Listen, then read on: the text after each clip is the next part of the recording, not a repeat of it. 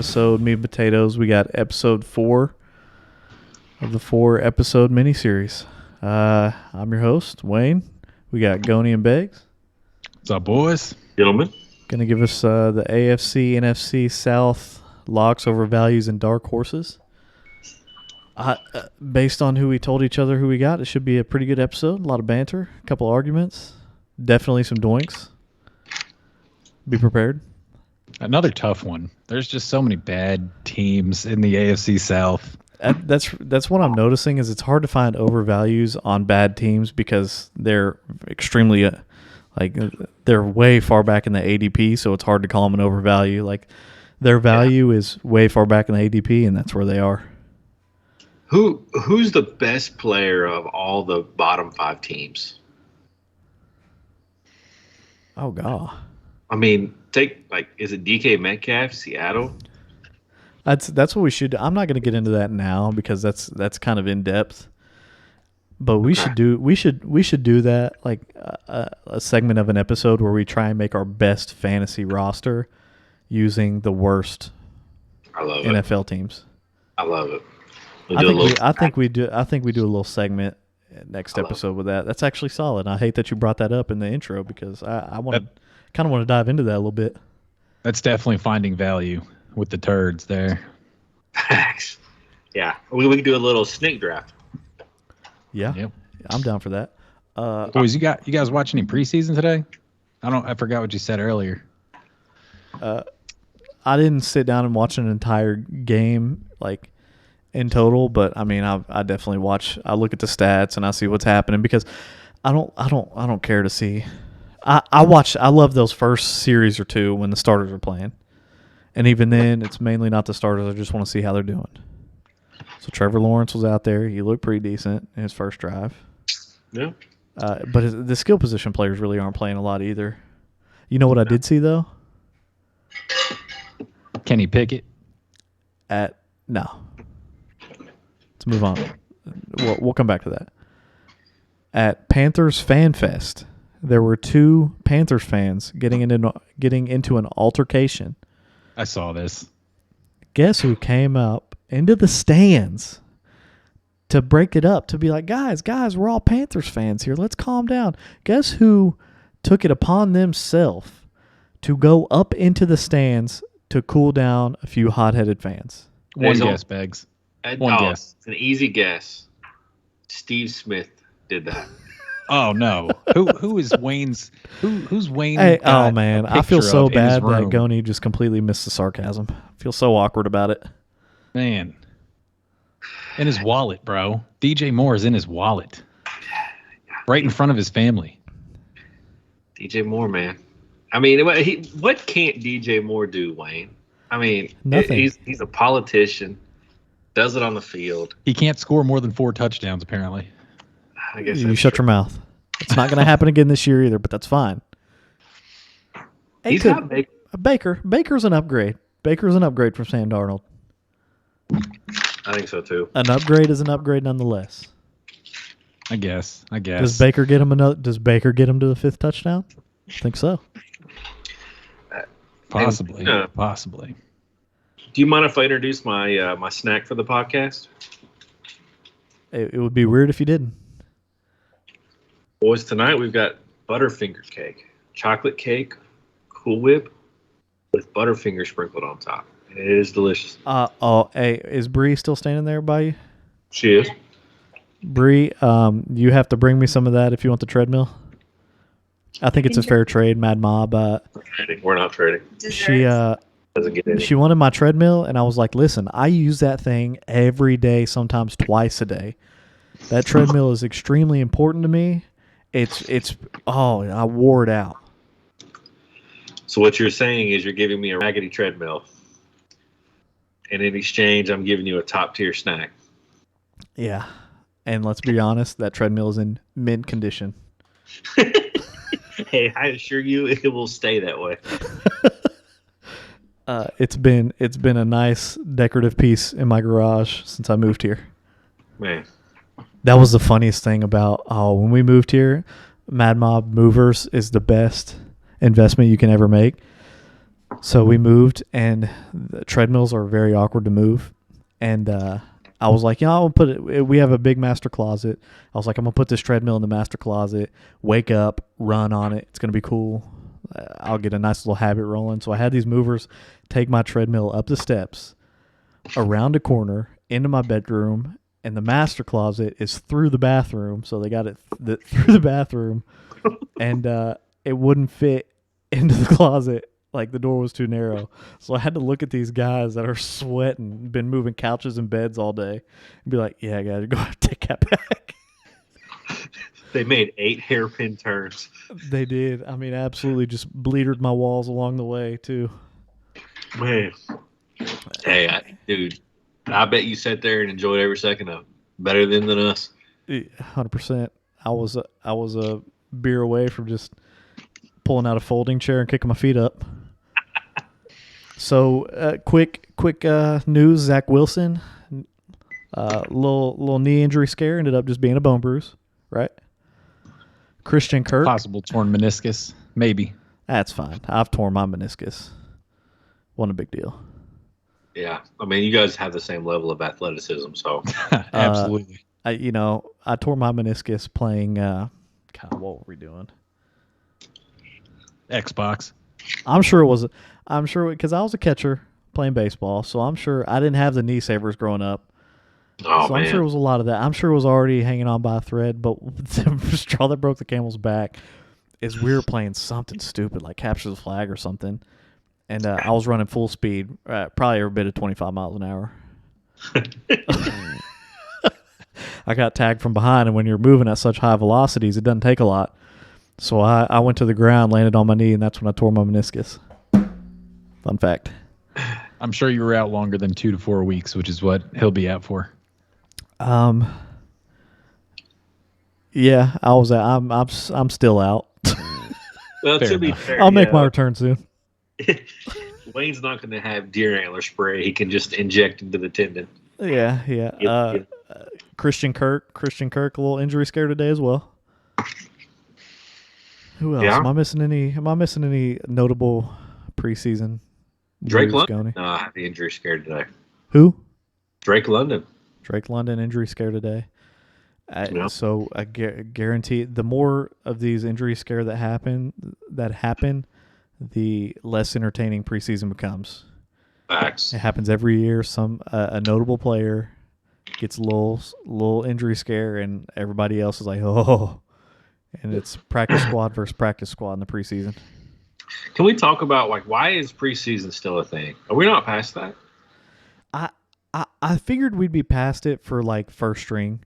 It's great for a proving ground, people that are on the fence. I mean, I watch Hard Knocks. It's a big deal for people on the fence. Yeah. But I don't know why any team is putting their starters in there for any plays. That's what it is. It should just be for rookies and guys that are trying to make the roster. There's no reason for any starters or stars or anything of that nature. And for the most part, though, we don't see a lot of stars, especially the quarterbacks out there. Maybe Zach Wilson needs the reps. Zach Wilson's 5 passes were awful, by the way. Beggs feels so good about this Doink bet. He's on a bad knee. No, let's settle down for a minute. No, he scrambled away after his 5 terrible passes, and non-contact injury planted his leg into the ground and just crumpled. Just looked completely unathletic. It was hilarious. You know who doesn't do that when they scramble out of the pocket? Justin Fields. He looked his first preseason game. Man, he looked all right. Zero. He went 4 for 7. He looked pretty good. But like I was saying before, Kenny Pickett, man, he threw the game-winning touchdown, a 24-yard pass with 3 seconds left to win the game tonight. He actually looked pretty good. Pickens looked pretty good as well. He had a couple catches. He had a tutty. And I don't know. It's just good to see out of a rookie quarterback. So, You know who looked phenomenal? Phenomenal. Who? Begley's boy, Tyler Huntley. My guy. He killed it. He went 16 for 18, 110 yards, tutty. Hey, 110 QBR. Baltimore may not resign Lamar. I mean, this guy was good last year when he played. That's That's cap. 100% going to re-sign Lamar, but I'm just saying. It's cap. Tyler Huntley might find himself a starting job if he keeps playing good. He should. He was great last year, man. I think he got tendered for 1 year. So, I mean, it's possible. They're going to probably have to pay to keep him.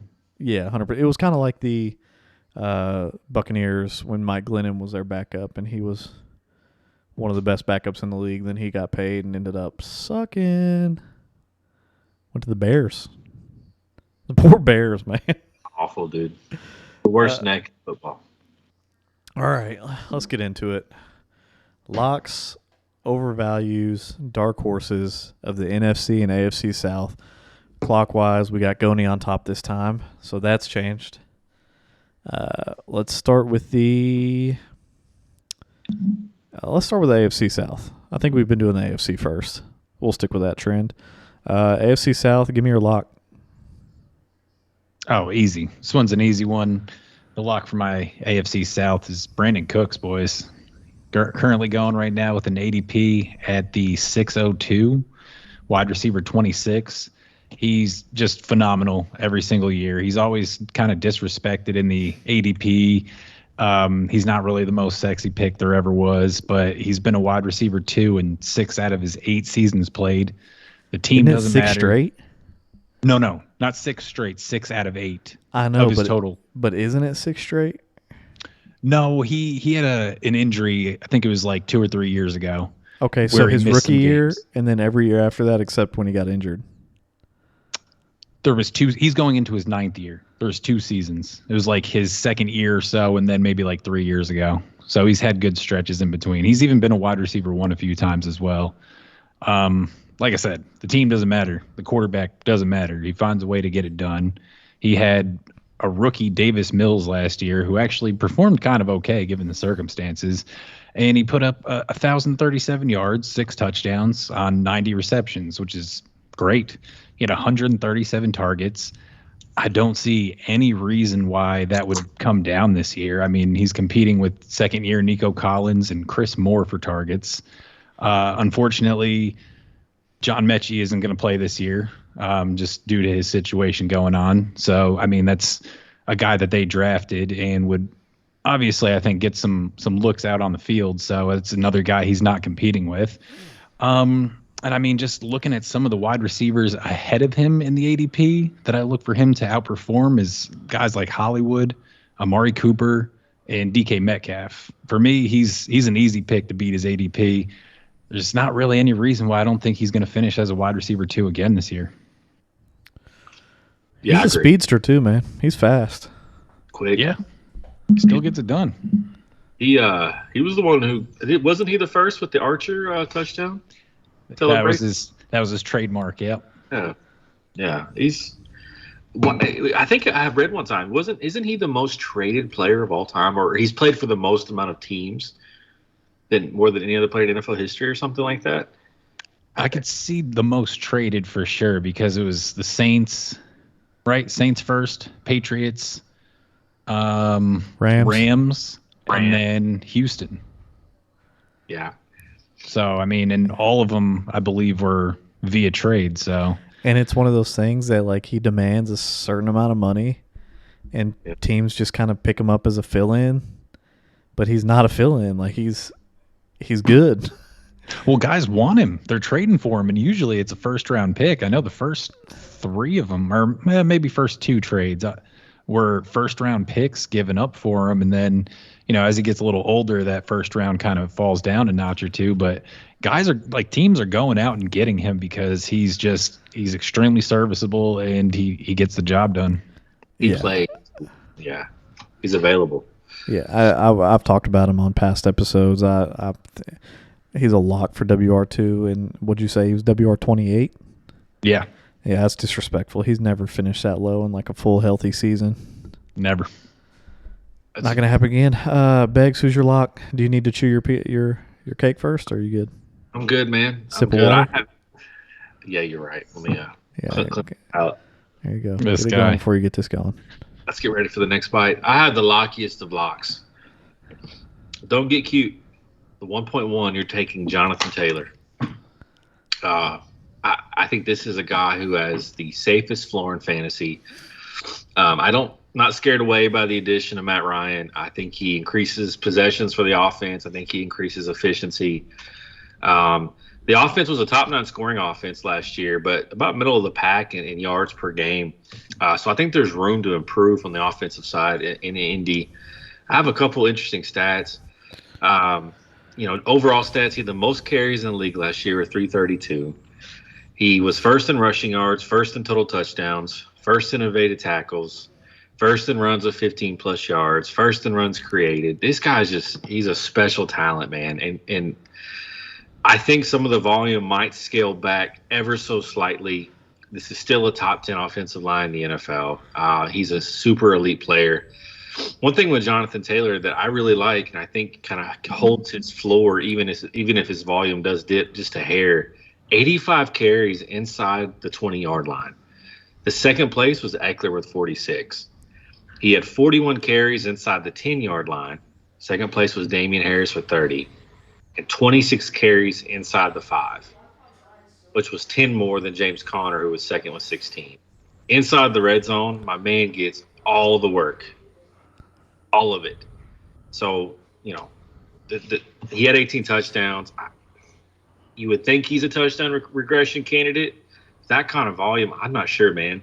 The 85 carries inside the 20 was more than any other player in history. Second most was LT, who had 80 in 2004. Super high volume. I love Jonathan Taylor. Yeah, that's pretty good. Like it's not rare, but it's always a good look whenever you have a running back who is not only number one in PPR formats, but number one in standard formats as well. That means that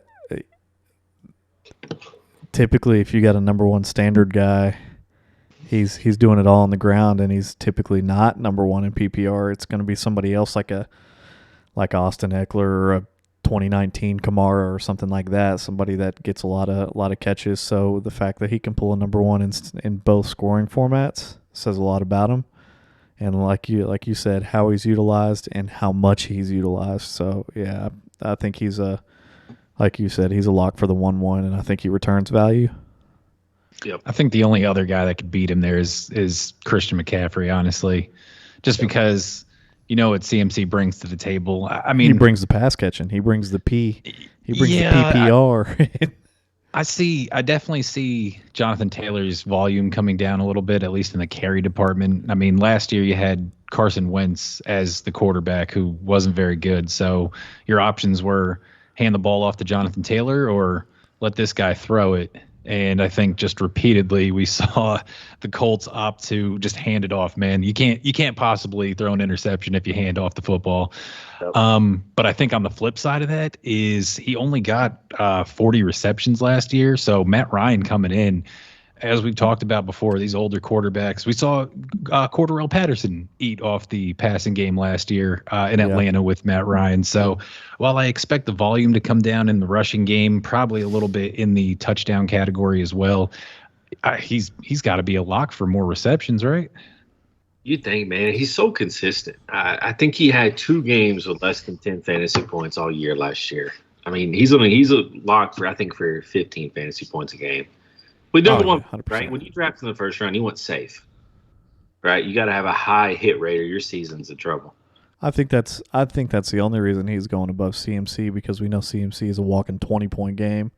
Yep. But yeah, the fact that he's safe and really good makes him a 1-1 lock. Yep. Hasn't missed any NFL games yet due to injury.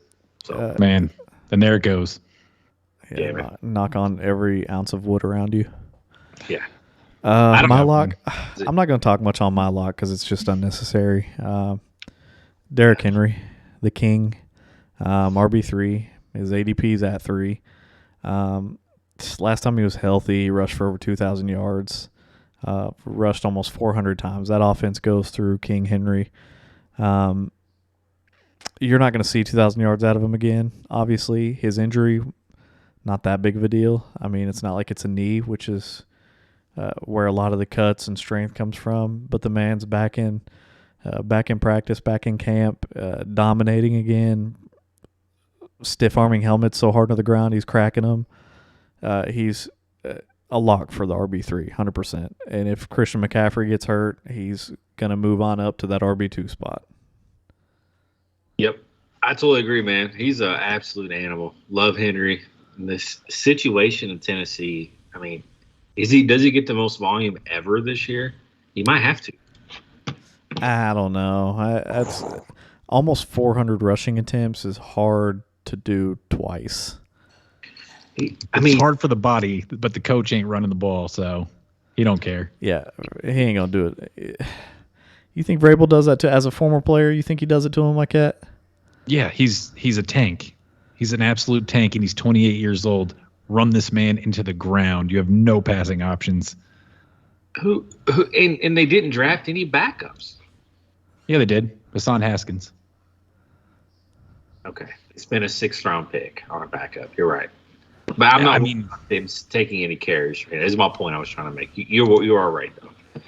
Oh yeah, Hassan Haskins isn't going to be threatening him by any means. But last year we actually saw Henry get some receiving work, which was kind of rare. He actually had like an uptick in his targets, and if that's something that comes along this year, then it's just another element. He's a lock. He's a lock. He's a lock at RB3.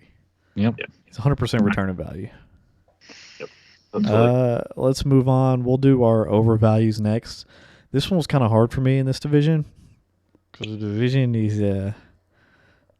I feel like the ADP was pretty spot on, so I'm not gonna lie. My overvalue isn't too much of an overvalue, but it's an overvalue. So let me hear what y'all got first, Goni. Oh, this is a perfect segue for mine. I have Traylon Burks as my overvalue pick. Currently going as the wide receiver 39 at the 806. He was the 18th overall pick in this year's draft for the Titans, who traded away A.J. Brown for the pick in hopes that he can be the replacement. My reasoning is pretty simple for this. He's a rookie in an extremely low passing offense. He doesn't have the explosiveness or abilities of an A.J. Brown. The offense goes through Derrick Henry. Titans were 26th in pass attempts last year, 23rd in passing yards, 19th in passing touchdowns. A.J. Brown in his rookie year with Tannehill finished as the wide receiver 21 on 84 targets, 1,051 yards, and 8 touchdowns. Super ridiculously hyper efficient. That's 20 yards per catch A.J. Brown had to get for that kind of production right there. That's just absolutely ridiculous. The asthma thing, maybe not. I don't really know about that. But honestly, I look for Robert Woods to lead the team in targets this year. And really just guys that are going after him, I would feel more comfortable with like an Elijah Moore or Hunter Renfrow who are going right before him, or an Alan Lazard or Robert Woods that are going like a round later. It seems like a risky pick to me, and I just don't want the rookie on the low offense. I think in their preseason game today, he had 0 targets in the time he was out there. It's early though. Still, I mean, it's a little early. Yeah, I think he's getting drafted at his ceiling. I agree with you. That's a risk I'm not willing to take. I disagree. Lay it That's all on, I'm man. gonna say. I'm gonna disagree. Foreshadowing, Mad Mob. I disagree. Fair enough. Yeah, I mean, he's got the draft capital, man. And he's gonna get every chance in the world going. I'm not, he has a chance to get a lot of volume. He does. They're 26th in the league in pass attempts. There is no volume. By a lot of volume, I mean relative to the team's target. I mean 6 targets a game. That's volume. Hey, Mad Mob. I disagree. Fair enough. Beggs, what you got, man? And I hate to be sandwiched here. We're all on pins and needles. My overvalue is Travis Etienne. His ADP is 44. He's RB20. I kind of have really 2 reasons why I'm a little nervous about Travis Etienne. First one is, we saw the Doug Peterson experiment in Philly with Miles Sanders, Jay Ajayi, and Wes Matthews. Wesley Matthews, is that right? Not Wesley Matthews. Smallwood. Wendell Smallwood? Ryan Matthews and Wendell Smallwood. Oh, right. He had the court come in. There was a a hodgepodge of running backs. Doug Peterson only produced 2 RB2 seasons in his time at Philly, which is from 2016 to 2020. He's got a lifetime 58-42 pass to run ratio. He's a throwing coach, man. He doesn't create good fantasy seasons for his running backs. I'm a little nervous here. You guys know how I feel about the Achilles injuries and James Robinson. I don't think he's a huge threat to Travis Etienne in terms of overall workload. I do think he will vulture some touchdowns. But the main point I have here, man, Travis Etienne had a major Lisfranc surgery, right? Major. I'm going to list some names of some players who had major Lisfranc injuries who had a sharp decline after. What's the difference between a minor and a major Lisfranc surgery? Because you've said major several times now, which makes me think that there are levels. There are levels to Lisfranc surgeries. They can either have a fracture or a sprain. Julio, I was going to say it was either the majority of the Lisfranc or the minority of the Lisfranc had to be operated. But do you have to surgically? They take Lisfrancs from other parts of your body and replace that Lisfranc. I think there's varying levels of fracture, and then there's Lisfranc sprains. I'm no doctor, but you have a donor. Someone donates their Lisfranc, and they just replace it. I'm just saying, from a surgical intervention perspective, you're making a major point of your argument, and I'm not sure how major it was. It could have been a routine Lisfranc surgery. Okay, let me say it this way. Let me rephrase. There are varying levels of Lisfranc injury. It's a major Lisfranc injury, not a major surgery. Okay. That's better. That makes more sense. I'm sorry. All right. Maurice Jones-Drew, Lisfranc fracture. Played 1 season, fell off the map. Cam Newton, 2020, Lisfranc fracture, fell off the map. Alshon Jeffrey, 2020, fell off the map. Cedric Benson, Amir Abdullah, Santonio Holmes, Ronnie Brown, and Darren McFadden. All their careers went extremely quickly downhill after the Lisfranc fracture. It has me a little nervous, man. I mean, that's a major injury, man.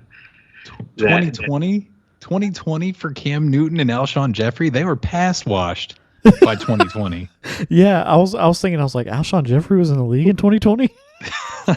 He just never played again for the Eagles. They were just paying him money to sit on the bench, tending to his Lisfranc. His majorly injured Lisfranc. Majorly. Dude, what if he couldn't find a donor? To the doctor? What if he went to the doctor and he said, I'm going to have to do surgery, but it's not just any surgery. It's major surgery on your Lisfranc. Hang on. In 2020, he was only 2 years replaced from a wide receiver 2 finish. That's an absolute lifetime from fantasy perspective. And Cam Newton was about 5 years removed from an MVP season. Yeah, but Cam Newton still had a lot of life left. Just dabbing on people when he's scoring 1 or 2 touchdowns a year. Look, you're taking a little bit of risk with ETN, man. You're taking some injury risk because it's an injury that doesn't turn over well. Historically, it simply does not. Le'Veon Bell and Julio Jones are the only 2 examples I could find. Now, they had sprains, not fractures even, so it's a kind of a different injury. Who was able to bounce back and have a productive season after that. If you're looking at the overall draft board, right, around Travis Etienne, there's guys like DJ Moore, Jalen Waddle, DK Metcalf, Antonio Gibson, Josh Jacobs, Jerry Jeudy, Mike Williams, J.K. Dobbins. I think these guys are a lot safer plays than Etienne. I don't like almost any of those running backs that you named over the prospect that's not fair, of dude. I feel Etienne. like most of those guys have higher ADPs. Did you go back in the ADP? Wide receivers, I can understand. All those besides guys DK. No, I understand, but I'm saying all like Gibson. I'd rather take the mystery box that is Travis Etienne than Antonio Gibson. I don't know. I forgot some of the other running backs. The wide receivers, okay, that's fine. I understand. League, you would take Etienne over Gibson? Yeah, I think so. I think I like the upside more for ETN this year, even though it's unknown. I just like the possibility of the PPR points and the receptions out of the backfield. It's a bang play when you're on the pick, man. It's just Gibson, man, has inspired so much fear in me, man. I don't feel good about him year after year, and it just gets worse. And the fact that I don't know. The fact that the Commanders are going back and re-signing J.D. McKissick and then drafting Robinson, he's a scary play. He's got a lot of upside, but his floor is the floor, the literal floor. The way that I personally like to draft is I start safe, and as my draft goes further, I start making riskier plays. I would rather, in this range, give me the DJ Moore, give me the safe wide receiver play here, because early on, right, this is the back of the 4th round, which means you have an early pick, right? So you're probably taking running back first round. To me, this is a running back kind of position here in the draft, right? I mean, you're going, if you have a top 4 pick, you're probably going running back there unless you take Jetta. Which you are at the 4. I might take Eckler in a redraft over Jetta. Man, redraft philosophy going on right now. I might. I mean, I think Eckler is Jetta. My thing with ETN is he's more talented than James Robinson was, and the Jags have shown that they can have a poopy team and a very successful running back on a poopy team. And Travis Etienne is more talented than James Robinson. So if we can get that 2020 magic for Etienne, then you found a 4th round diamond in the rough. It won't happen. Not with Doug Peterson, head coach, man. He does not run the ball enough. You saw it. You saw it in Philly. You got to do what you got to do, though, man. Like, if you got to run the ball, you got to run the ball. I mean, they don't have to. I mean, you saw their offseason moves. I mean, they went out and they signed Christian Kirk. You know, they got rid of DJ Chark and Laviska Shenault. Like, they had to. They needed a receiver. Laviska Shenault's still there, isn't he? He is. Long story short, though, James Robinson is going to get chance after chance to fail and prove that he's not a good running back or doesn't have it anymore. He's they're not just going to start the season with ETN. They're going to let Robinson fail numerous times before they hand the keys over to ETN for good. I mean, he's at a minimum, he's going to vulture some of the red zone work. You know, I mean, but again, my example I'll give you, Miles Sanders was a 2nd round draft pick in Philly, a lot of draft capital. Didn't give him the ball. Didn't give him the ball in Philly. He had 1 RB2. I take it back. He had 2 RB2 seasons in Doug Peterson. They hate Miles Sanders, though. He must be late for every practice and film session. He must bring the wrong donuts or something. Put too much sugar in the coffee for him. I don't know what it is, but they hate Miles Sanders in Philly as far as the coaching staff goes. They did, but he did better. Before him was Jay Ajayi, right? I mean, no, he doesn't make good RBs, man. He just doesn't. We'll see. It's Jay Ajayi, though. Yeah, it is a question mark for somebody that's never played an NFL snap with a major injury. Certainly, major question mark for a major injury. The majorist. Wayne, what do you got? Give us a major overvalue here. It's not a major overvalue, but it is an overvalue nonetheless, in my opinion. Whether it's by 180p ish. I'm taking Christian Kirk, wide receiver 46, ADP 108. I'm going in the 10th round. He's around guys like Alan Lazard, Robert Woods, Russell Gage, Tyler Boyd, MVS. I don't love the team. The team has never produced a good wide receiver. Going back to 2019, the number 1 receiver on the Jags was Chris Conley, who finished as a WR43.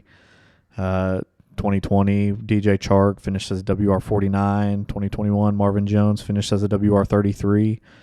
The worst finish of the 3 years was 2020. DJ Chark finishing as a WR49. That's when James Robinson went off. That's when they had a run game to rely on.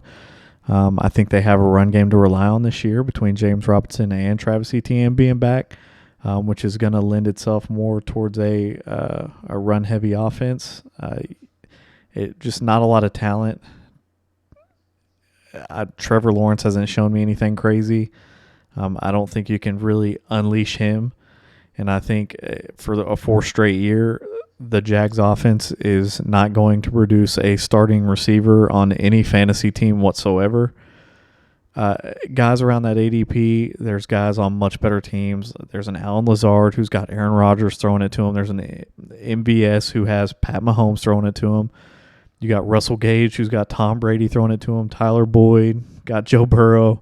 I mean, you can't give me the better quarterback. Give me the WR2 or 3 on a team, and Alan Lazard's actually WR1 on his with a good offense and a great quarterback over Trevor Lawrence on the Jags, who haven't produced, like I said, a WR1 and actually only produced a flex play, a back-end flex, one time in 3 years. You got Marvin Jones coming back, which was Trevor Lawrence's number 1 guy last year. So Christian Kirk, got signed. Yes, is number 1 on the depth chart, but for a young guy in the league to already have a connection with Marvin Jones, I think, Marvin Jones gets a little bit more of the share in the air, and I think it's a crappy share, a small share, a terrible, terrible share that's just going to leave Christian Kirk falling out of fantasy relevance. I think it's a good one, man. I mean, Trevor Lawrence is bad. He was really bad last year. I mean, he might improve, but horrible last year. Second most pressured quarterback in the league. I think his accuracy rating was like 28. Kirk doesn't give you some of the high touchdown upside that you'd like from a 1. He's more of a slot guy, more of a deep play kind of guy. I like it. I think Marvin Jones is the piece to have in Jacksonville, not necessarily Kirk. I might take a shot on Kirk over like Tyler Boyd, maybe, but that's given Trevor Lawrence's development. Mad Mob, remember, Beggs hates any young quarterback that didn't have a rookie season like Kyler Murray finishing as QB5. So Trevor Lawrence is just in the trash bin, apparently. I look for more development. Wayne, as you were going through and talking about them not having any fantasy relevant receivers, I just thought back just over the history of since I've been watching football. And Allen Robinson is the first one that comes to mind that was like any good, and that was years ago. And then the last relevant wide receiver that I can remember, do you remember like any great Jags wide receivers over our lifetimes? I can think of one. I went to Allen Robinson and Allen Hurts. It was the Allen gang. They were studs. They were before that, though. I got to them, and then it was just an abyss of terrible receivers. It is. Beggs, you got one or no? Jimmy Smith, bro. Jimmy Smith was a stud, but they've gone through years and years and years and years and years of terrible just wide receivers. It's terrible just a bad team. Terrible quarterbats. It's just a bad team. So Matt, just take Wayne's advice on this and just don't draft a Jags wide receiver. And I get it, Mad Mob. It's a WR46. It's not like it's a hot take, like he's already back there as it is. I'm just saying that dude's a waste of a roster spot. Anybody, and I know, not a waste of a roster spot. But in the 10th round, around other guys like that, I've already confessed my love of Alan Lazard. MVS, he's got Pat. I'm just Russell Gage. He's probably going to be on the outside, right? Maybe you're looking at higher upside for all these guys. Yeah, though. That's what I'm saying. Like Christian Kirk's floor is terrible on that offense. And like I said before, and like Goni was mentioning, the Jaguars haven't produced a fantasy relevant receiver since Allen Robinson. And before that, a long time. Jimothy Smith back in high school. Just avoid. We won't. We'll move off of this. Just avoid the Jaguars receiving core. You'll have a chance to pick them up on waivers like throughout the year, or just wait and see what happens next year. When the ADPs come up again. Like that's all I have to say. Trevor Lawrence might progress a little bit this year. He will. But if he didn't finish top 5 last year, so throw him in the dumpster, right, Bags? All right, overvalued. No, dark horses. Dark horses. You like how I didn't give him a chance to respond? What's your dark horse, Gone? My dark horse is Dameon Pierce. running back for the Texans, currently going as the RB43, the 1109 in drafts currently. He was the 4th-round pick that the Texans had. They actually had a couple draft picks this year for once in their storied franchise. He's going to be competing with Rex Burkhead and Marlon Mack. Marlon Mack, if you recall, he tore his Achilles just 2 years ago, I believe it was, and Beggs hates that. He's shown, many times before. He's named the guys. He's named the guys that have had Achilles injuries and not come back. Marlon Mack, he looks like he kind of lacks juice. Rex Burkhead looks like he lacks the juice as well. So that puts Dameon Pierce squarely in the mix to be the RB1. So, I mean, even though he's on a terrible team, terrible offense, we've seen success out of the running back position from guys in similar spots. James Robinson was one who Wayne just mentioned. Myles Gaskin, this is just 2 years ago. They were both excellent. They got nearly 100% of the snaps, and that's what it's going to have to take for him to be solid on such a bad team. But possible. Yeah, it's possible. These things happen. He's an 11th round pick. I mean, other guys around there is Michael Carter, Isaiah Spiller, who's not going to be, probably NFL ready or relevant yet. Rojo, Naheem Hines. So, I mean, it's a good potential upside stash, I think. What do you think, boys? I like that one. I love it. I drafted Dameon Pierce in our dynasty over Spiller in the 12th, and I love it. I think he's going to get some run for me this year. Well, dynasty, but my rookie draft, I'm just saying, that's one instance where I put him over Spiller for sure. I mean, I think Pierce absolutely gets on the field this year. Yeah. That's why he's a great dark horse. Whenever you have a running back that has a clear path to RB1 role to themselves, yeah, you can get definite return on investment, especially in the 11th round. That's a good one. Absolutely. My dark horse is Naheem Hines out in Indy. ADP of 134, running back 45. So I love Naheem Hines. He posted an RB15 season in 2020, Phillip Rivers. He saw a really nasty decline last year with never checked down Wentz. But, I mean, Matt Ballard, Chris Ballard, the GM for the Colts, him and Frank Reich both have issued statements saying we got to get this guy the ball more. You saw what Matt Ryan did with Cordell Patterson last year in Atlanta. Hines has proven he can catch 60-plus passes. He did with Andrew Luck and with Phillip Rivers. He's been getting reps in the slot this year in the preseason and in the OTAs. I think his ceiling is an RB2, but I think Indy's going to find creative ways to get him the ball. Plus, Indy needs that slot guy, man. I mean, he's not big, but I think he could kind of play some of that hybrid, wing back RB2 kind of role. And if, Jonathan Taylor gets hurt, man, I think this guy could really blow up. Yeah, he's probably not going to be on my team. He's a handcuff. It's a little risky. It's a little risky. I'm going to keep mine short and sweet. Little summary of Beggs. Draft all the Colts running backs. Draft none of the Jaguars. There you go. Yeah, well, that makes sense. Give me the team who runs the ball the most. I'll take all their running backs versus the team who I think will run the ball the least this year. That's fair enough, right? Look, man, this guy caught 60 balls twice out of the backfield. This guy's a weapon. There's value to be had. Yeah. I'm just listening to the general manager and the coach tell me they're going to use them more. If you guys want to call them liars, you can do that. I'm not going to do that. I'm just going to listen to the coach and the general manager. Some coaches are liars, though. Some coaches are liars. Well, what now, Beggs? You just called him a liar? Frank Reich wouldn't lie. He's not one of them. You know him personally? You FaceTime before the show?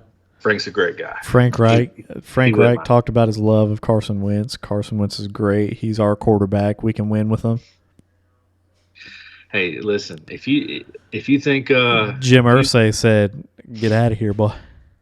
If you think Taylor's volume is going to go down, then that to me only increases Hines' value in your eyes. I just think they went out and got a quarterback, and his volume's going to go down in return for. I'm not going to argue with you a lot. Nyheim Hines has his ADP is way back there. It's knee not. high. We're arguing over pennies here. Is it Neheim, like knee-high socks, or Naheem? It's Naheem. What did I say? Knee-high socks. Neheim. Knee-high. Neheim. Naham DeQuesney. Quisney. Quesadilla. All right. Fernando Tatis.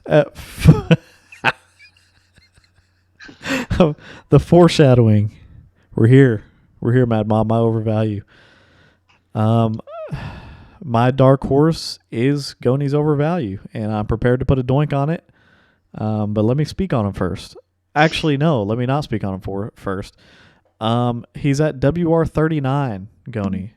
Would you put a doink on it that he finishes 39 or better? I have 39 or better. You have 40 or worse. You have him as an overvalue where he's at. I have him as a dark horse. So let's just split it right where it is. I think he finishes 39 or better. You think he finishes 40 or worse. Put a doink on it. I would like to take a player that I said I'd like a round later. Would you be down with that? Why? You got Treylon Burks. You hear this, Beggs? Yes, it's He's always got to have like stipulations to it. For? You think? All right. You think he's the answer? The answer is no. You could just say no, and we can move on. So yeah, that's fine, I guess, man. If you're scared of Allen Lazard like that, then yeah, fine. He's not going to finish as the wide receiver 39 or better. Just say you're scared of Allen Lazard. That's fine. I am. I've already told you I love Allen Lazard. All right. He's going around later, and I'd just rather have him. That's all. Allen Lazard is around 100 in the ADP. Actually, he's like 105, right? Yeah, that's a round later. Yeah. I've already discussed my love of Allen Lazard. Okay. Why are you we're talking about are we talking about practice here? Begley, have we been talking about Allen Lazard or are we talking about Treylon Burks? I'm confused. Goni it was a weird argument, and I think what we're seeing here is the patented Goni flip-flop. I mean, he had him as his overvalue. Mad Mob, here's what it is. He thinks Treylon Burks is overvalued at 39. I think he's undervalued. But he's not confident enough to place a doink on it. He's got to start reaching for other players to try and bring them in when we can just make this doink the argument that we've made this tournament. What I said in my overvalue is that it's a risky pick there, and I think I'd rather go with a guy a round later in Allen Lazard. That's how that came up, and then you took this all down some kind of rabbit hole and whatnot. No, see. You did. You did. No, you took it down a rabbit hole. No, that's where Allen Lazard came from. I took it at face value. WR39 is his ADP. Offer. Goni. So sensitive. I have to interject here, boys. Goni, I will confirm. You did say you would rather have Elijah Moore and Hunter Renfrow over Treylon Burks. That's confirmed. Mm-hmm. I did, yeah. So you did not just say you'd rather reach for a guy later. You said you'd rather have those two guys who are directly in line with his ADP. Verbatim, I said I like Elijah Moore and Hunter Renfrow, who are going right before him, and I'd even venture to say that I like Lazard or Woods more, and they're going around later than Burks. It's in the notes, man. I know what I said. Is Treylon Burks overvalued as the WR39? Yeah, man. I'll take it at the wide receiver 39 so you can stop crying about it. It's fine. Put it in the ledger, boy. Man. Play it, Wayne. Play it. Give him the flyover. Wayne tries to play this stupid bully ball stuff, but he just absolutely look at his stupid face. Bet. It's a stupid bet for him.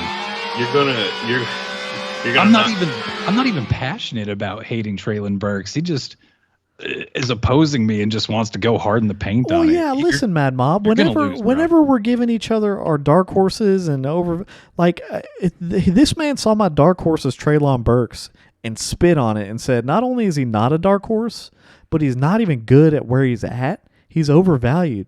So I'm just saying, I'm just defending myself here. When you got somebody spitting on your opinion, I'm going to say back it up, Playboy. Let me ask you a question that I already know the answer to. Did you or did you not say it's very difficult to find overvalues in this terrible division because of how far back they are? He's the one I fell on, dude. He's the one I fell on. Yeah, but I mean, even...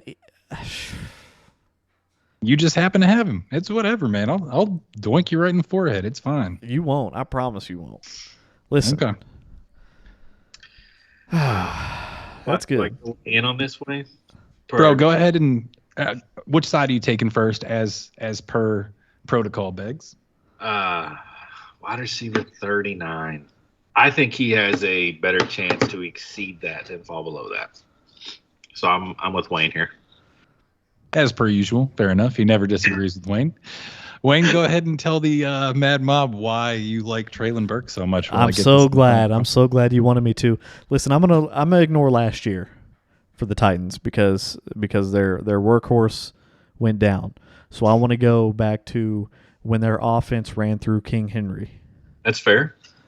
2020, King Henry rushed almost 400 times, and in that time, Ryan Tannehill still passed the ball almost 500 times. Almost 500 times, with King Henry rushing almost 400 times. He had a 66% completion percentage, which yielded a WR performance from A.J. Brown, and a flex value finish from Corey Davis, who finished as the fantasy WR 30. All right? Two things have happened. King Henry will not rush the ball almost 400 times this year, and Treylon Burks will play a bigger role in the offense than Corey Davis played in 2020. Corey Davis yielded a WR 30 performance with King Henry rushing the ball almost 400 times.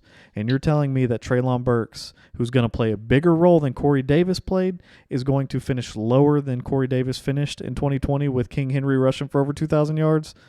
It's not going to happen.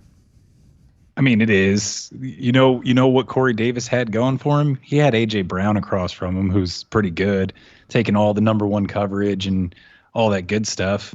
He's got Robert Woods across from him, who's going to see more targets than Treylon Burks will. That's a bold. A.J. Brown saw more targets than Corey Davis did, and he's still got WR 30. Okay. Oh, as he should. He was the wide receiver 1. Why wouldn't he get more targets? Robert Woods is the wide receiver 1. He's going to get more targets. That's my point, though. That's my point.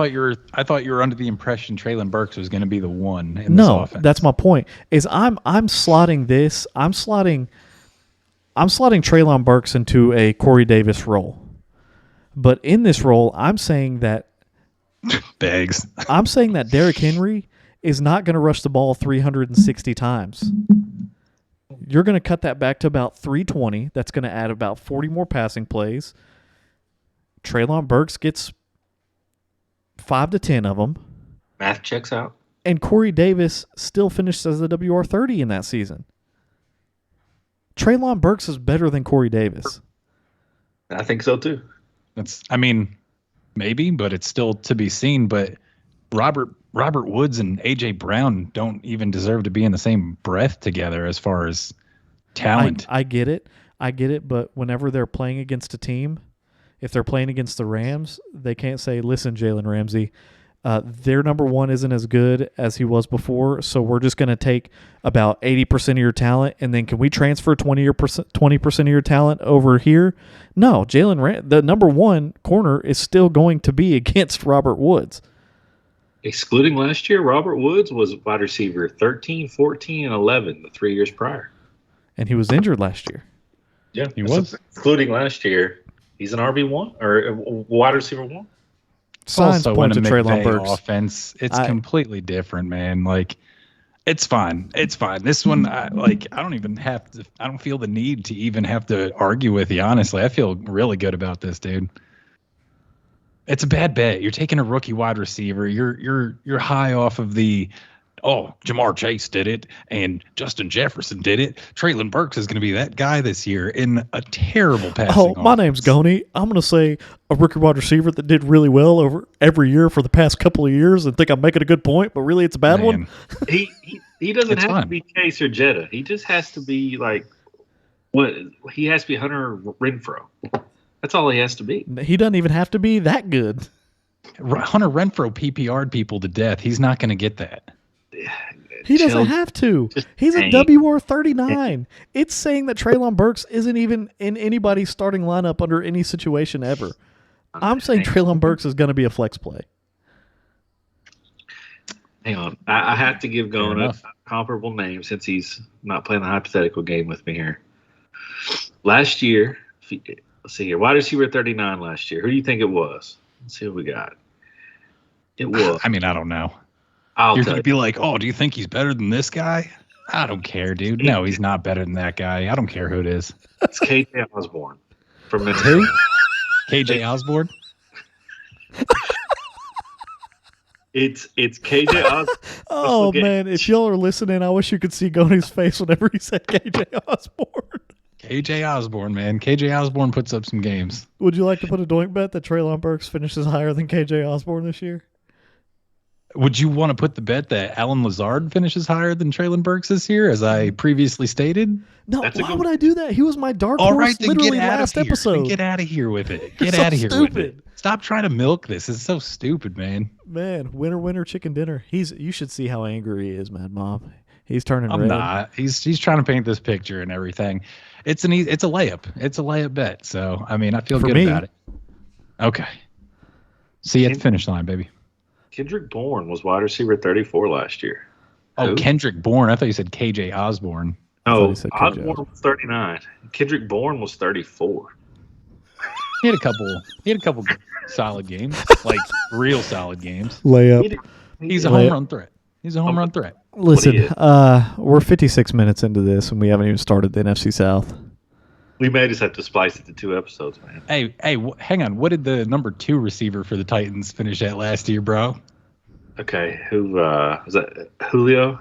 Well, who was it after Julio? No, it was probably Westbrook Akine. Let's see here. Stupid, Wayne.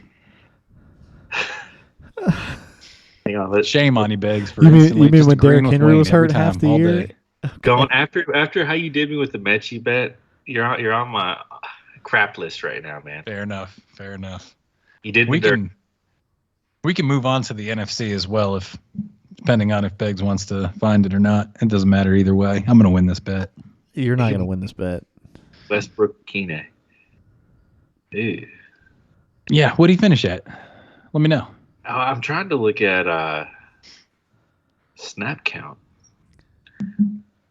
I mean, I don't think it matters. You're not going to find anything good there. So, no, I mean, you're looking at the main offensive weapon being down and out for that team. Doesn't matter. He threw more than he ever threw. I'm pretty sure that entire receiving core was injured to death, and so was their running back. I found it. It was 65. Problem solved. Well, let's confirm that it's Akine. Well, I'm sure it's bad, but that's like a weird flex considering that whole offense was injured. It was. The pass attempts went up because of it, though, is what I'm trying to say. It was Westbrook Akine. Okay. So, 60-something sounds excellent. Feel good about it. It's a layup. It's a layup for me. All right. I'm going to put an asterisk next to this one so I know to really give you crap about it when I win. It's already done, man, because I plan on absolutely smashing your forehead in. You can plan on it all you want. Give me your NFC South lock, because I wish I could change my AFC South lock to that doink bet. Hey, man, we're done with Treylon Burks. We're moving on. I'm not done with Treylon Burks. I'll talk to you about it later. is the lock for the NFC South. He is the RB2, currently going at the 102. You know what you're getting out of CMC. I mean, he's Let's only move played on. We're running out of time. CMC's CMC's a stud. He's incredible. Okay. I agree. No, I He's agree. salty. I agree. He's You don't need to go into it, man. It's CMC. Right. He's incredible. He's a walking 20-point. I agree. You're 100% right. I got one stat, though, for you as well. Let me hear it. He had 2 weeks last year as the RB1 of the week. So best running back of that week, and he didn't score a touchdown in either of them. He's an alien. How many players do you think can do that in football today? One. Be the number one running back on a week without scoring a touchdown. He's the only one. He's the only one. McCaffrey. I agree. Yep. Easy lock. I like it. I agree with it. If he's healthy, he's amazing. Was that an aggressive agreement? Did you feel like I was trying to attack you because I'm coming off the Treylon Burks argument? You're salty about it. It's all right. I can assure you I'm not salty about it. But I genuinely agree with you. Moving on. My lock is Mike Evans. Moving on. Look on that. I put it on T for you. I do have a fun fact about Mike Evans. I got to throw it out there. Him and Devontae Adams are both drafted in 2014. Mike Evans has more yards, more touchdowns, and more 1,000-yard seasons than Devontae Adams in that time span. Very interesting. Mr. Consistent. Agree. Yeah, walking 1,000-yard receiver. Indeed. Go ahead, Wayne. Tom Brady. Yep. Locks are easy, Mad Mob. Just let us get through this. My lock is probably more of a lock than has ever been in lock existence. DJ Moore as a WR17. Picture in the wallet.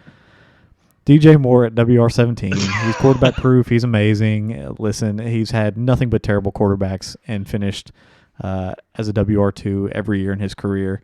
He finished as a WR18 last year with a quarterback who had a rating of 33.2. Baker isn't a massive step up, but he's a step up nonetheless. Middle of the pack WR2 again for him this year just because of poor quarterback play. It's exactly where he's at, WR17. Lock him in. He's 25, he's experienced, and he's my best friend. And he's my best friend. I have that in my notes. I'm sure you do. Honestly, let's move on. We already know. We agree on it. It is what it Locks is. Man. Are easy. Locks are easy, Mad Mob. We don't have to talk too much on them. Give me your overvalue, and it better not be my dark horse. I'm sure it is just the way it's going. Michael Thomas. Michael Thomas is the overvalue. Michael Thomas is the overvalue. Buckle up, Mad Mob. I think it's about to go down again. So he's currently going as the wide receiver 28 in the 6th round, middle of the 6th, 607 to be exact. He's only played in 7 games over the last 2 years. Drew Brees is retired. Jameis Winston is the quarterback in New Orleans. They drafted Olave. They brought in Jarvis Landry. So he's not going to be the only guy there anymore. Jameis Winston's not going to be throwing for 5,000 yards that we've seen him do in the past with the Bucs. And Michael Thomas has never been a deep threat, ever. He's a PPR machine. He needs a lot of volume to be successful and put up the numbers that he does. And, I just don't think that the Saints' game plan is going to be to let Jameis throw the ball and just air it out like we've seen with the Bucs and the Bruce Arian offense and all that. So he absolutely terrifies me to draft him in the 6th round. I've mentioned this before. And same thing with the Traylon Burks thing, man. I'd rather take a shot on Darnell Mooney, who's going 2 picks after him, or a Gabe Davis or Hunter Renfrow 1 round later. I agree. I disagree. Of course he does. Are we foreshadowing? Foreshadowing. I disagree. Yeah, dude, he's scary, man. Like he's so scary. Scary. I agree. He is scary. Especially in the 6th. There's still really good floors in the 6th. Dude, and the depth of wide receivers this year just seems to be amazing. You can still get a very good player in that round, and just such a risky pick there when, like I said, Darnell Mooney for just the volume upside that he brings. And like a Gabe Davis or Hunter Renfrow, we've seen it at a Hunter Renfrow last year. And Gabe Davis, I mean, we all know that we're hyped on him just for the offense that he's going into as the number 2. So I feel like those are safer guys. I'll disagree. Look at him. He wants to say it. Yeah. Disagree. I can't wait. Goni, are you prepared to put cash on Michael Thomas this year? Are you going to put a doink on it?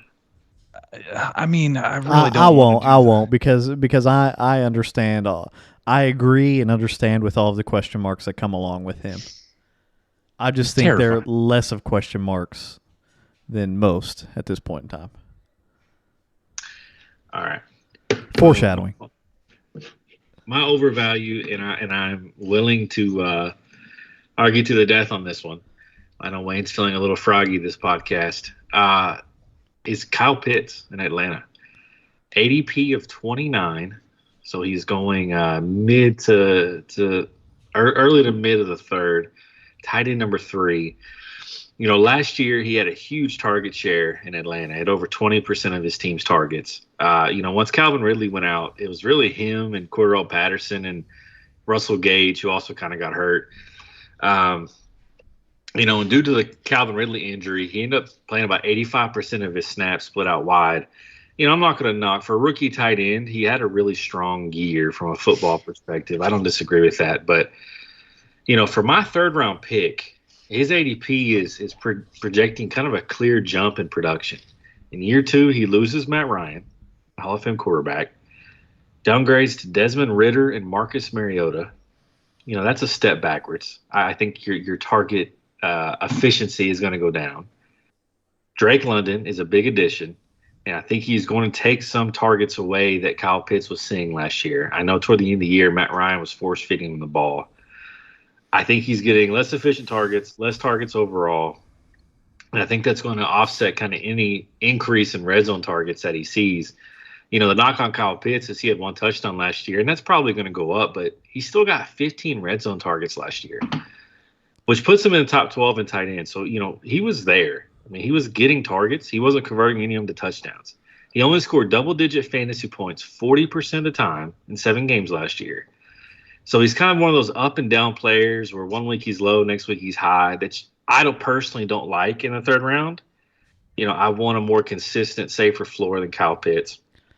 And I think the last argument I've got is, only 48 points separated tight end 3 from tight end 12 last year.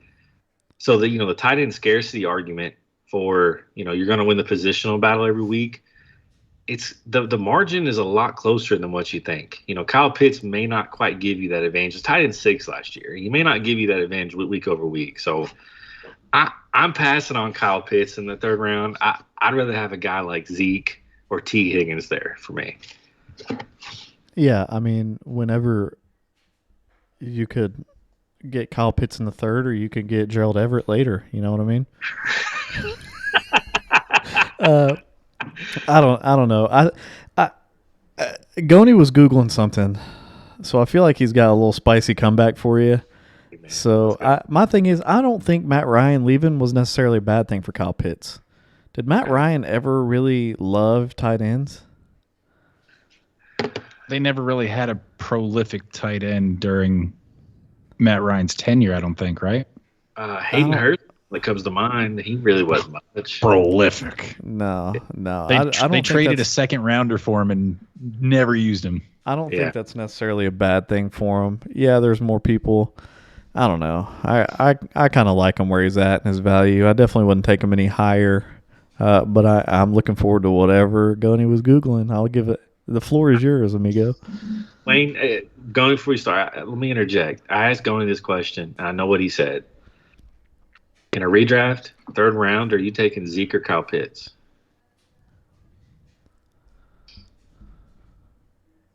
Crickets.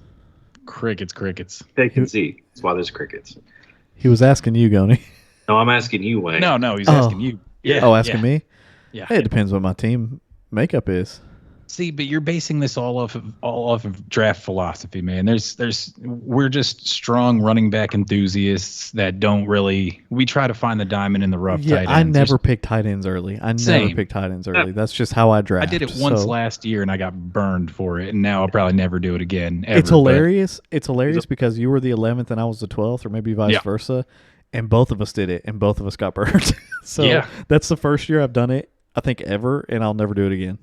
So, I mean, that's just philosophy, draft philosophy. So if you like, a tight end, you want one of those dominant tight ends early on, I think Kyle Pitts is a great pick there. You can go running back, tight end because of the depth at wide receiver, later on. And so, I was thinking about it, and Mariota's going to be the quarterback this year. Maybe. And do you happen to remember the tight end that Mariota played with on the Titans? Delaney Walker. You want to know what Delaney Walker finished as 3 of the years he was with Mariota? No, what's that? 2, 5, 6. Okay. It's pretty good, man. All those years. I mean, he got over 100 targets all those years. Kyle Pitts looks in line to easily break 100 targets. The touchdowns are going to go up. Kyle Pitts is also better than Delaney Walker. Oh, yeah. He's a generational talent at the tight end position. Like, it's just Mariota throws to the tight end, whether he has targets or not. He doesn't have targets. He's got a rookie Drake London and a second-year Kyle Pitts. Just throwing to Kyle Pitts all day, man. So, What's he gonna do? That's what he's gonna say when he gets there. Family podcast. Throwing in his chest.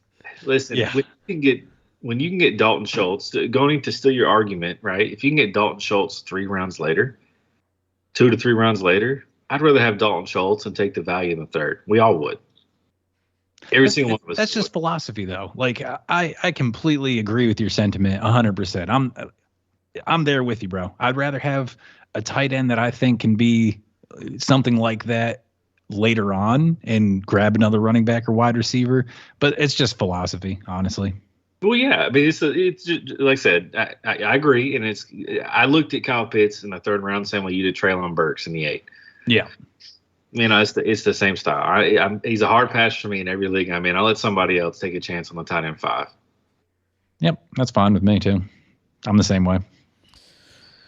My overvalue, I've spoken on him in the past. I'm just not high on him this year.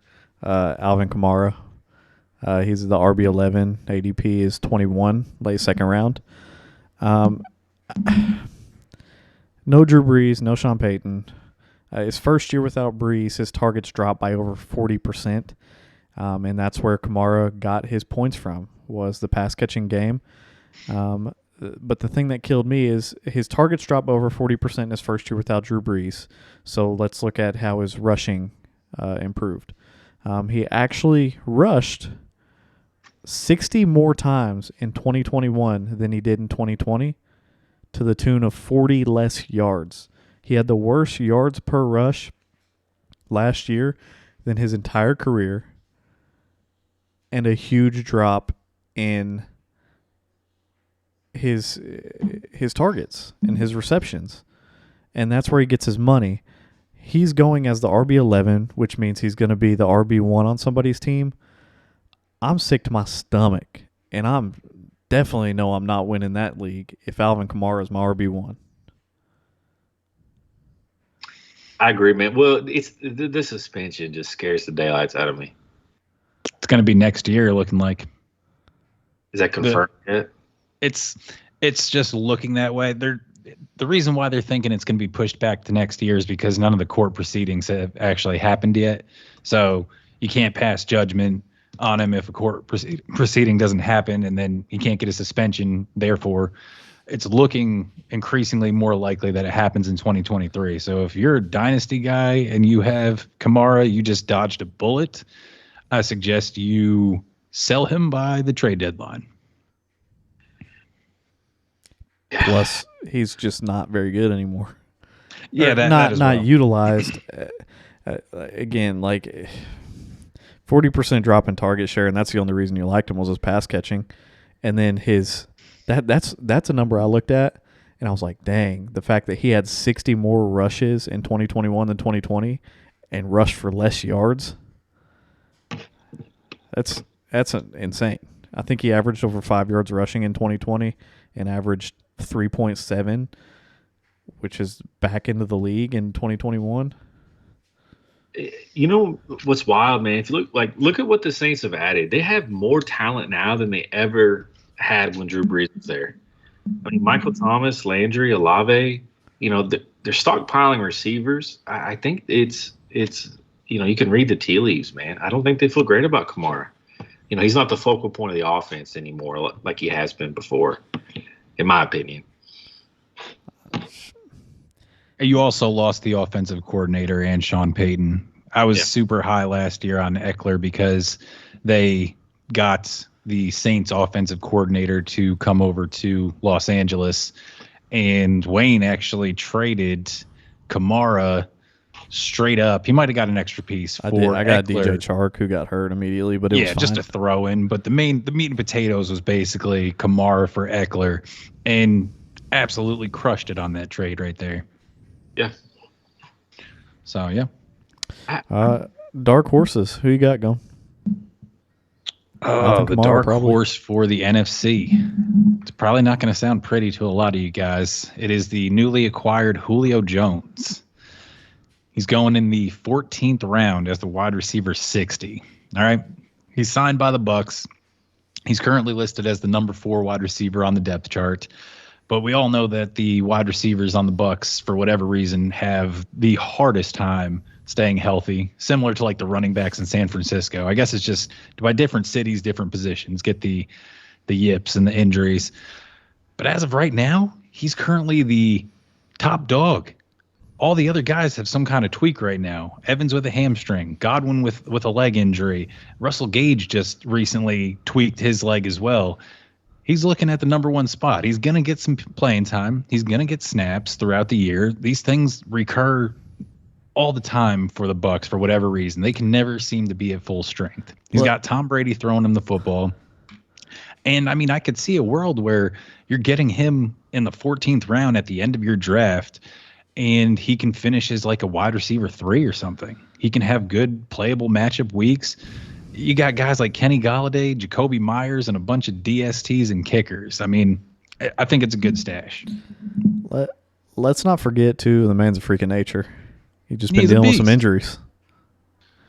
He's a beast. And, you know, if nothing else, he'll fill the gap, right? So everybody gets healthy and comes back. That's fantasy value. Yeah, absolutely. Yeah. I don't think it's a bad pick. And that's not even a homer speaking from me. I think when everybody's healthy, I think he still sees the field a lot. I mean, it's Julio Jones. If he's even showing a shell of what he used to be is a phenomenal receiver. It's way better than Russell Gage. He could have been one of the greatest fantasy receivers of all time if Matt Ryan would give him the ball in the red zone, which was like a weird thing that he never did, but if he just scored touchdowns, man, if he averaged 6-7 touchdowns a year, he'd probably be one of the greatest of all time for fantasy. It's ridiculous. Yep. Beggs, who you got looking angelic? Is your light getting brighter as the night's going on? By the moment, look at the lumens off. Dude, what is happening? It feels like the last time I looked at you, you were at least 500 lumens darker. Oh man, he's getting tractor beamed like this is the end. The movie, he's tractor beamed up to heaven right now. The fourth kind. Yep. My dark horse is Jarvis Landry. His ADP is 132. I'm not sure what number wide receiver he is. Wayne and I disagree with Goni, but Goni does hate reading the tea leaves normally. The Saints aren't going to go out and draft Olave, pay Jarvis Landry, and force Jameis Winston to hand the ball off 70 times a game, like Goni thinks. I don't know why he thinks this is going to be a ground and pound, 3 yards in a cloud of dust kind of. I don't either. Sorry, man. I'm not a shaman. I don't read tea leaves or anything. Like, what do you want from me? Goni hates seeing what's happening in front of him and processing it, and I don't really know why. He's always going to do that. He's always struggling. I usually just close my eyes and do most things in my life. Man, if you discount the last 2 years and his rookie year, so you take away 3 years, his average finish is a wide receiver 12. This guy's an elite possession receiver. We know the Michael Thomas risk. If Michael Thomas goes full Antonio Brown this year, double birds, takes a poop on the 20-yard line, nobody's going to be surprised. Jarvis Landry is the clear benefactor from that. I think he is a standalone wide receiver 3 flex option. I think he has the upside to be more should Michael Thomas do Michael Thomas things. To me, this is a very safe pick, and to get in the 12th round, I'm more than happy. And he's 29. It feels like he should be 40. He's only 29. Bro, they're like the same guy. They're the same archetype of wide receiver. They're just possession guys. Olave's not really a burner or anything either, is he? You just have a bunch of possession receivers here. The reason why I don't think that they're going to be crushing it by any means is because Jameis Winston, they don't want Jameis Winston to throw the ball, dude. Jameis Winston does bad things when he throws the ball a lot. You lose games. They're not in the market to lose games. He's older and wiser. Hey, Wayne's about to say something dumb. That's really rude. Offense. Sorry, man. Offense. He may say something unintelligent. My dark horse might piggyback off Beggs a little bit, but kind of our argument's kind of the same because my dark horse is Michael Thomas. I think his ceiling is incredible. I think you're right. He's not a burner, but that's fine. Because when you look at Michael Thomas, he checks a lot of the same boxes that Mike Evans did. What did Jameis Winston and Mike Evans do together? He made Mike Evans a perennial WR1. He wasn't throwing the ball 50 yards downfield to Mike Evans. He was looking at him when it mattered. He was looking at his guy whenever they got into the red zone. He scored touchdowns. He PPR'd. That's exactly what Michael Thomas can do. Michael Thomas is still young. He's still extremely talented, and he's finally healthy. You look at, I saw something today that said all of the New Orleans beat writers are singing Michael Thomas's praises, saying he's absolutely dominating in the 7v7s, saying it's not even close. He's looking like when he broke the reception record. He's back to true form. And when he's back to true form, you're not telling me he's in a starting lineup as your WR2? I'm not saying he's going back to Drew Brees, Sean Payton, 120 receptions. No. But right now, his ADP is 67, about middle of the sixth, WR28. The ADP is calling him a flex play. I'm saying that he's got a clear path with Jameis Winston finding his new Mike Evans and Michael Thomas to being a solid middle of the pack WR2. I get the question marks. I understand them. And I agree with why people are questioning it. But I also don't understand why people aren't seeing the flip side in that Michael Thomas could be Mike Evans for Jameis Winston. Maybe a lot of people are thinking that Jameis is going to be busy running like the triple option, doing a lot more quarterback sneaks, anything to stop him from throwing the ball. Wayne, that's one thing I can think of. Mike Evans always has been and always will be more of a downfield threat than Michael Thomas ever was. I mean, that's just facts. And then just looking back on it last year, Beggs, how many games do you think he threw over 23 times in the game? Like how many attempts? How many games did he have over 23 attempts? I don't understand why Goni doesn't think with the whole offseason and the team under his belt as the guy, they're not going to trust him to throw the ball anymore. Like he's got a whole nother year, a whole nother offseason. Do you think based on what I said about Alvin Kamara as my overvalue, they're going to fully rely on him and run the offense through him, who played extremely poorly last year? That's what they're going to do? They're going to depend on Alvin Kamara's run game? What do you think the Saints are? How are the Saints going to move the ball downfield? Is it Alvin Kamara or is it Jameis Winston? It's got to be one has to take a leg up on the other. I think it's going to be very balanced, just very balanced. Honestly, that's really all I have for that. I just think it's going to be. I don't think Jameis is just going to game yields 30 passes a game. What's that? You don't think a balanced game yields 30 pass attempts? 30's not a lot, though. You're saying but you're comparing it to what he did with 20, 21, 22 pass attempts last year. Right. And then you also have to factor in 30 attempts isn't 30 completions by any means. If you're lucky, for him, it might be like 20, 21 spread out amongst the entire offense. Why sign Olave and go get Jarvis Landry? Because you had Lil Jordan Humphrey and Laquan Treadwell. Dude, Jameis has talent. Jameis has talent. Scrubs, man. The man has thrown for over 5,000 yards. He's thrown 30 touchdowns. It's been widely documented that if he can clean up his interceptions, he's a top-tier quarterback. He just hasn't been able to clean up his interceptions. Ever. Maybe he's starting to clear up his LASIKs. He got LASIK eye surgery. Maybe you just don't let him throw the ball as much and you roll the dice a couple less times than you normally would in a game. As seen last year. He was very efficient last year. We've talked about he had a 5-touchdown game. He was 14 of 20 that game. So, I mean, the efficiency is obviously going to come down, but they're not going to roll the dice and let him throw and throw and throw if they're close. You don't want Jameis Winston to have to win you a football game. Unless he's showing clear improvement, which is possible. It's not like the LASIKs. It's not like it's not like he's been in the league 12 years and you're picking him up in his 13th season and he's been plagued with it the whole time. He got thrown into a crappy Bucs team.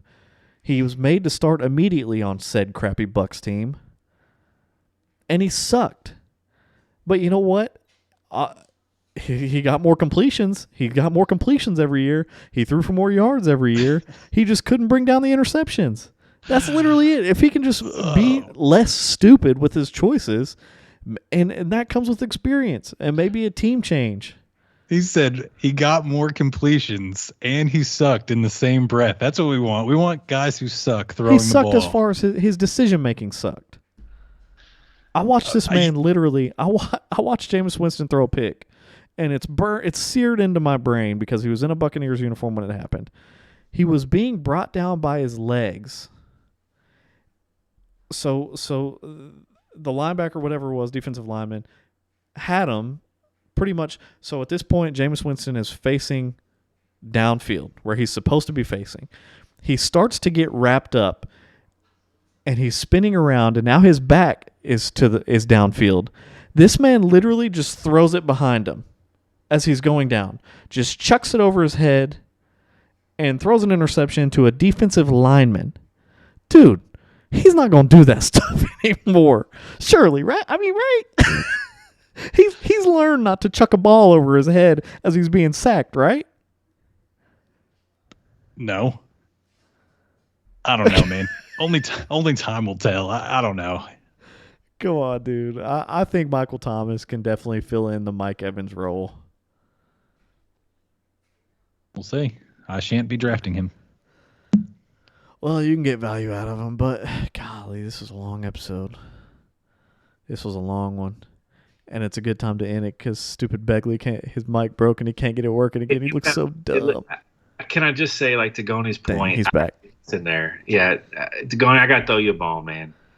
The league is going to more of a rushing league. They're trying to decrease pass attempts across the league. So maybe New Orleans is picking up.